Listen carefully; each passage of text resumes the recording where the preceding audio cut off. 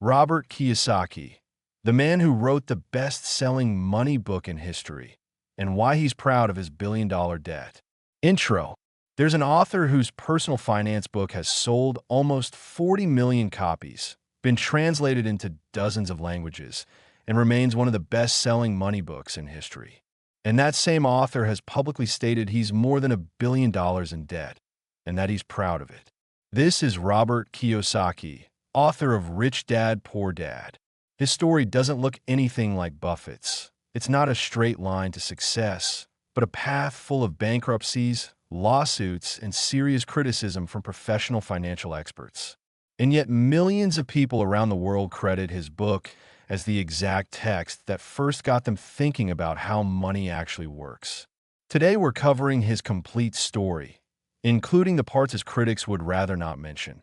The questionable identity of his rich dad, an actual corporate bankruptcy, a hidden camera at his own seminars, and dozens of market crash predictions, most of which never came true. And at the end, we'll get into the newest chapter of his career, becoming one of the loudest public voices pushing Bitcoin. Childhood in Hawaii and two fathers. Robert Kiyosaki was born on April 8, 1947, on the island of Hawaii, to a Japanese-American family. The entire concept that later made him world-famous grew out of his own childhood. He had two significant male mentors: his biological father, a schoolteacher, financially stable but never truly wealthy, and the father of his best friend, a local entrepreneur who later became one of the wealthiest men in Hawaii. These two men later became Poor Dad and Rich Dad in his book, not meaning literal poverty, but two fundamentally different approaches to money, work, and assets.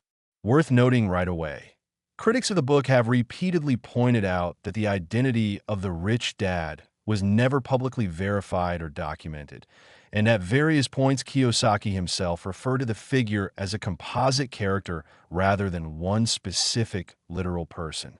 This is an important detail we'll come back to, because it runs like a thread through his entire later career.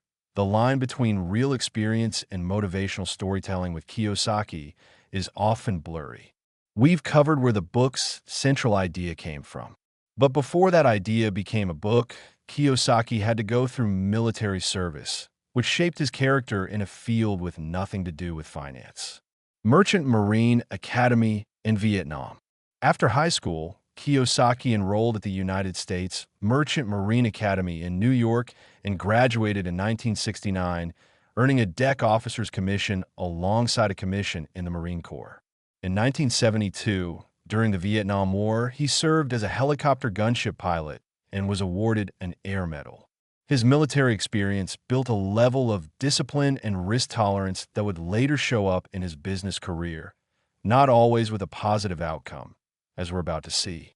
Kiyosaki himself has repeatedly drawn parallels between flying a combat helicopter under fire and making risky financial decisions. Both, in his words, require acting despite fear. First business, first bankruptcy.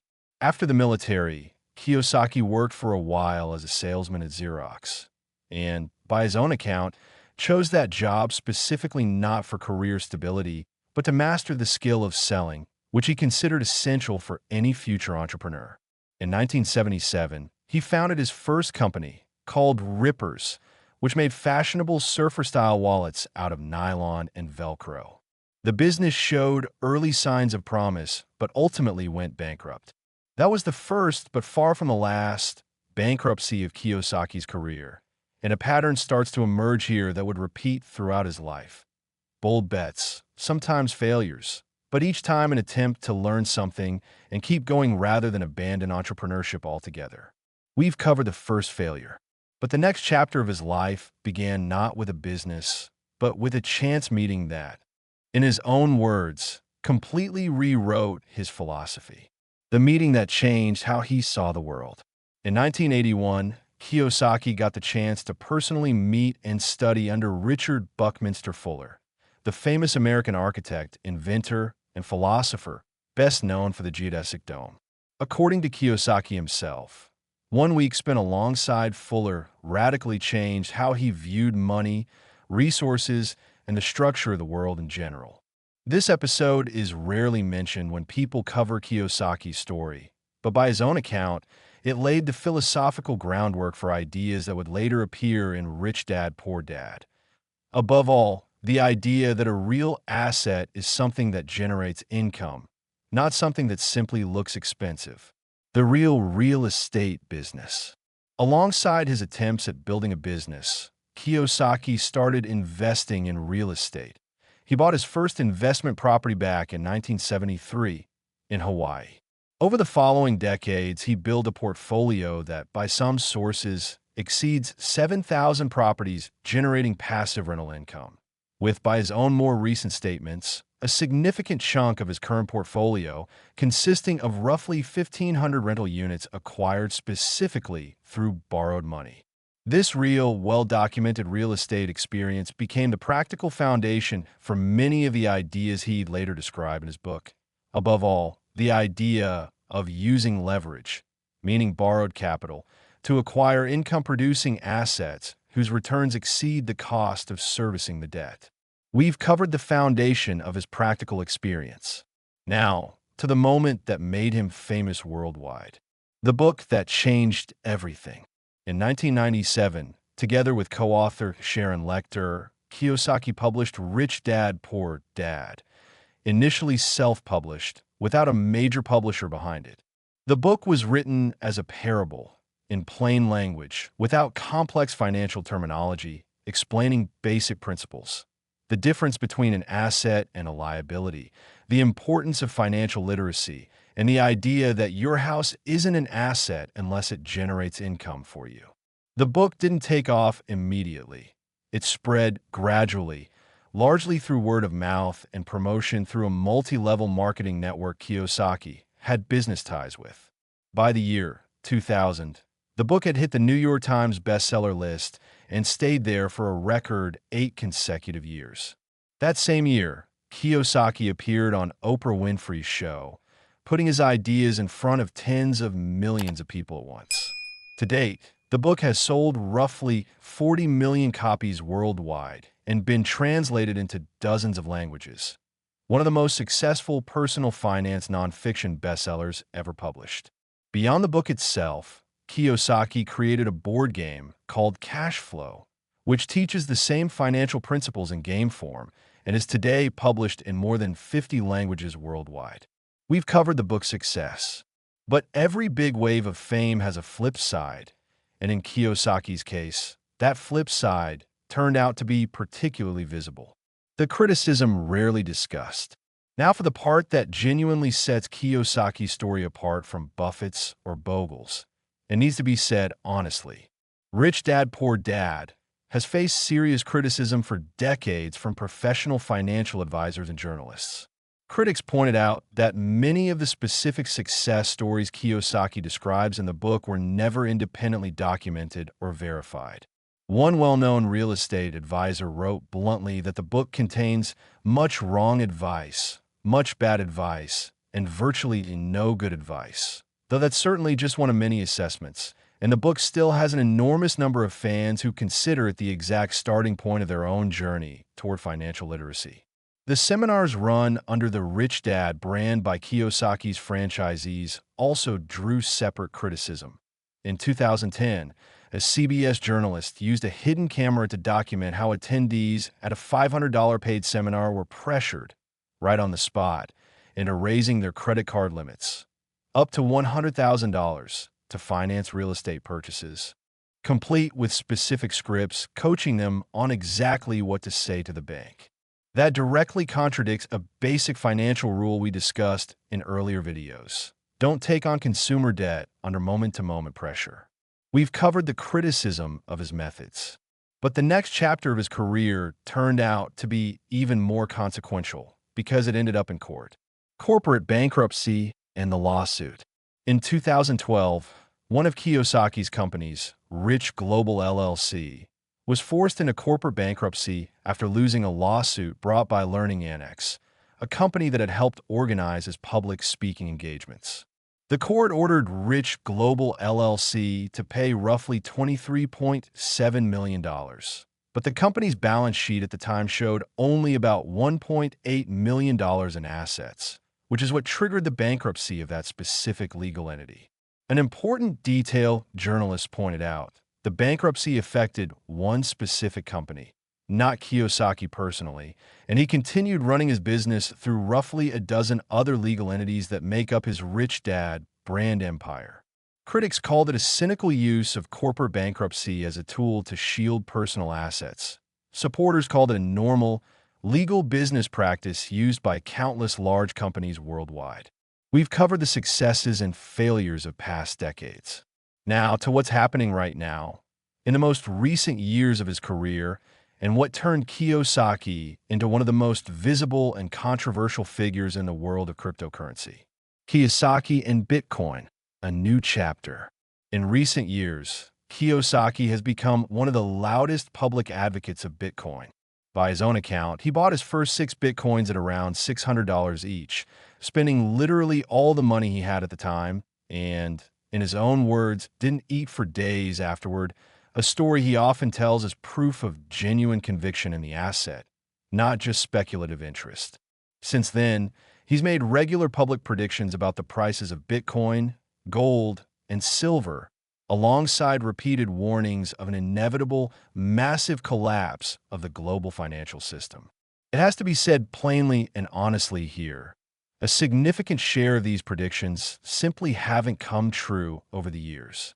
He predicted a massive market crash as far back as 2013 in a book called Rich Dad's Prophecy, then repeated similar warnings in 2024 and 2025, naming different specific months and triggers for the coming collapse, most of which failed to materialize, with markets at those exact moments often continuing to rise instead. To be fair, though, Kiyosaki's own approach to these predictions is fairly upfront. He says directly that he'd rather be prepared for a crash ahead of time, even if it doesn't arrive on schedule, than be caught unprepared if it does. His investment philosophy in recent years boils down to one line. In his own words, he flatly refuses to hold cash or invest in traditional instruments like index funds, bonds, or mutual funds, because he doesn't trust systems that depend on trust in governments and central banks.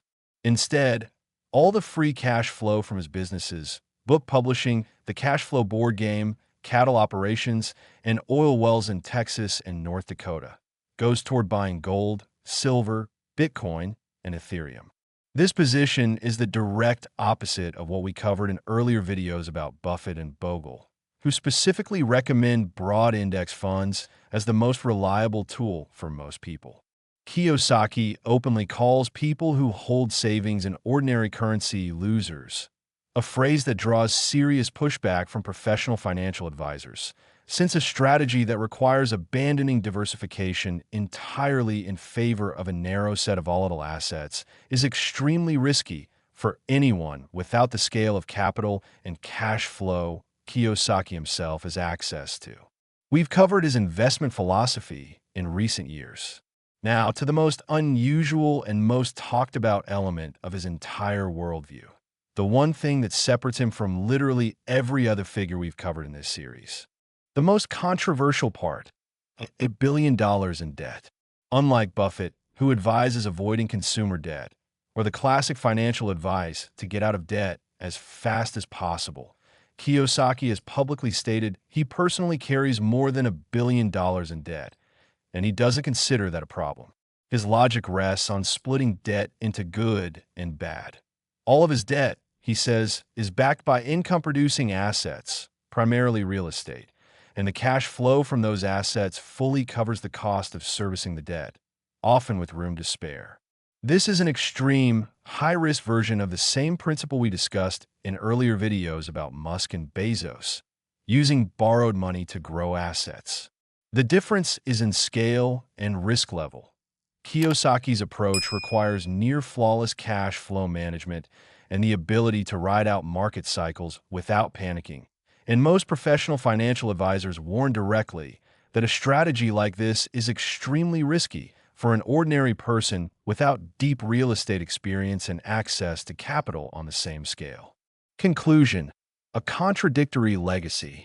Robert Kiyosaki's story doesn't fit the simple template of a man who knew the secret to success. It's the story of a man who failed in business more than once, whose most famous book is built on a story that can't be independently verified, whose company went through corporate bankruptcy after losing a lawsuit, and whose market crash predictions haven't consistently come true.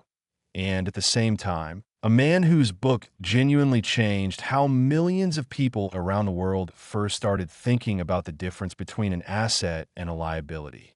His personal net worth today is estimated somewhere in the range of $80 to $100 million, a figure Kiyosaki himself neither confirms nor directly denies, preferring instead to talk about his billion-dollar debt as proof of financial boldness rather than weakness. Whether his advice should be followed literally is a question the professional financial community doesn't agree on.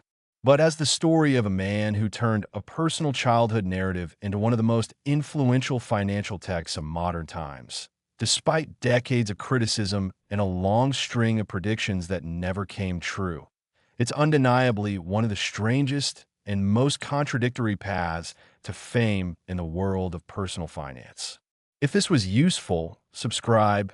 More stories of people with wildly different views on wealth are coming next. This channel is for educational purposes only. We share research and biographical information, not financial advice. We are not responsible for any decisions made based on this content.